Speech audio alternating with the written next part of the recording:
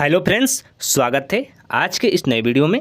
Friends, आज के इस वीडियो में हम लोग देखने वाले हैं सामान्य हिंदी के टॉप 50 वीवीआई ऑब्जेक्टिव प्रश्न और उसके उत्तर को। आप लोग किसी भी एग्जाम की तैयारी कर रहे हो, आपके एग्जाम में सामान्य हिंदी से क्वेश्चन पूछे जाते हैं, तो ये सारे 50 क्वेश्चन आपके आने वाले एग्जाम के लिए वेरी वेरी इंपॉर्टेंट है। तो आप लोग वीडियो में शुरू से अंत तक बने रहिएगा और अपना स्कोर जरूर बताइएगा कमेंट बॉक्स में कि आप 50 क्वेश्चन में कितना क्वेश्चन कर पाए हैं। तो अपना पहला प्रश्न से शुरू करते हैं। बेइंसाफी में प्रयुक्त उपसर्ग है, बताइए कि बेइंसाफी में प्रयुक्त उपसर्ग है। सही उत्तर होगा ऑप्शन बी, बे। और देखिए इसमें सारे चैप्टर से क्वेश्चन है, मतलब कि सभी चैप्टर से क्वेश्चन है सामान्य हिंदी से। तो आप लोग वीडियो में अंत तक बने रहिएगा। तो देखिए अपना दूसरा प्रश्न है, बहाव शब्द में प्रयुक्त प्रत्यय कौन सा है? बताइए कि बहाव शब्द में प्रयुक्त प्रत्यय कौन सा है? राइट आंसर होगा ऑप्शन सी। ऑप्शन सी इसका राइट आंसर होगा आव। तीसरा प्रश्न, पुरोहित में उपसर्ग है, पुरोहित में उपसर्ग है। ऑप्शन डी इसका राइट आंसर होगा पुरा। चौथा प्रश्न, किस शब्द में उपसर्ग का प्रयोग हुआ है? किस शब्द में उपसर्ग का प्रयोग हुआ है? ऑप्शन सी इसका राइट आंसर होगा उपकार, ऑप्शन सी। पांचवा प्रश्न, पवित्र में प्रयुक्त संधि का नाम है। सही उत्तर ऑप्शन बी, अयादि संधि। पवित्र में अयादि संधि है, इसको याद रखिएगा। छठवां प्रश्न, निम्नलिखित में तत्सम शब्द का चयन कीजिए। इन शब्दों में कौन सा शब्द है जो तत्सम है? सही उत्तर ऑप्शन सी, उद्गम। ऑप्शन सी इसका राइट आंसर होगा, इसको याद रखिएगा। अपना सातवां प्रश्न है, कवर्ण किसके योग से बना है? सही उत्तर ऑप्शन डी, क और अ। आठवां प्रश्न, उष्म और संयुक्त किसके प्रकार हैं? सही उत्तर होगा ऑप्शन ए, व्यंजन के। नौवां प्रश्न, स्पर्श व्यंजन कितने प्रकार के होते हैं? बताइए कि स्पर्श व्यंजन कितने प्रकार के होते हैं? राइट आंसर होगा ऑप्शन डी, 25 प्रकार के। 10वां प्रश्न, वाक्य के अशुद्ध भाग का चयन कीजिए। इनमें से वाक्य के अशुद्ध भाग का चयन कीजिए। सही उत्तर होगा ऑप्शन सी, ऑप्शन सी इसका सही उत्तर होगा। 11वां प्रश्न, वाक्य के अशुद्ध भाग का चयन कीजिए। इन शब्दों में वाक्य के अशुद्ध भाग का चयन कीजिए। तो देखिए इसका राइट आंसर जो होगा ऑप्शन डी, तो तुम्हारी पुस्तक। 12वां प्रश्न है, समुद्र मंथन करना का अर्थ है। वेरी वेरी इंपॉर्टेंट क्वेश्चन है, मुहावरा का ये। सही उत्तर होगा ऑप्शन बी, कठोर परिश्रम करना। समुद्र मंथन करना मतलब कठोर परिश्रम करना। 13वां प्रश्न, विरोध करना के लिए सही मुहावरा है। विरोध करना के लिए सही मुहावरा है। सही उत्तर होगा ऑप्शन सी, सिर उठाना। विरोध करना मतलब सिर उठाना। 14वां प्रश्न, जुगुत्सा कौन से रस का अस्थायी भाव है? सही उत्तर ऑप्शन ए, विभत्स रस। ऑप्शन ए इसका सही उत्तर होगा। 15वां प्रश्न, छंद की रचना किसके द्वारा होती है? बताइए कि छंद की जो रचना है वो किसके द्वारा होती है? तो देखिए इसका राइट आंसर होगा ऑप्शन ए, स्वर के समायोजन से। छंद की जो रचना होती है वो स्वर के समायोजन से होती है। 16वां प्रश्न है, भ्रमर गीत के रचयिता हैं। भ्रमर गीत के रचयिता हैं। सही उत्तर ऑप्शन सी, सूरदास। सूरदास जी हैं भ्रमर गीत के रचयिता। 17वां प्रश्न, सुहाग के नूपुर के रचयिता हैं। राइट आंसर होगा ऑप्शन सी, निराला जी। सुहाग के नूपुर के रचयिता निराला जी हैं, इसको याद रखिएगा। 18वां प्रश्न, ए आई ओ औ कौन सा स्वर है? ए आई ओ औ कौन सा स्वर है? तो देखिए इसका सही जो उत्तर होगा ऑप्शन बी, संयुक्त स्वर। ऑप्शन बी इसका राइट आंसर होगा। 19वां प्रश्न, ऊ के उच्चारण स्थान है। ऑप्शन है सही उत्तर ऑप्शन सी, होठों से। ऑप्शन सी इसका राइट आंसर होगा, होठों से है।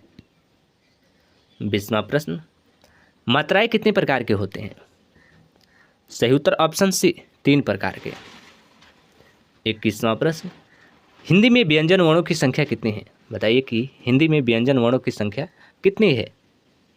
ऑप्शन है सही उत्तर ऑप्शन डी 33। 33 है ऑप्शन डी इसका राइट आंसर होगा। 22वां प्रश्न, कवर का उच्चारण स्थान है? सही उत्तर ऑप्शन डी ओठ से। 23वां प्रश्न, महेंद्र का संधि विच्छेद क्या है? सही उत्तर ऑप्शन ए महाधन इंद्र। 24वां प्रश्न, संज्ञा के कितने भेद हैं? सही उत्तर ऑप्शन ए 5। 25वां प्रश्न, इनमें से भाववाचक संज्ञा कौन है? बताइए कि इनमें से भाववाचक संज्ञा कौन सा है? सही उत्तर ऑप्शन ए लंबाई। लंबाई भाववाचक संज्ञा है, इसको याद रखिएगा।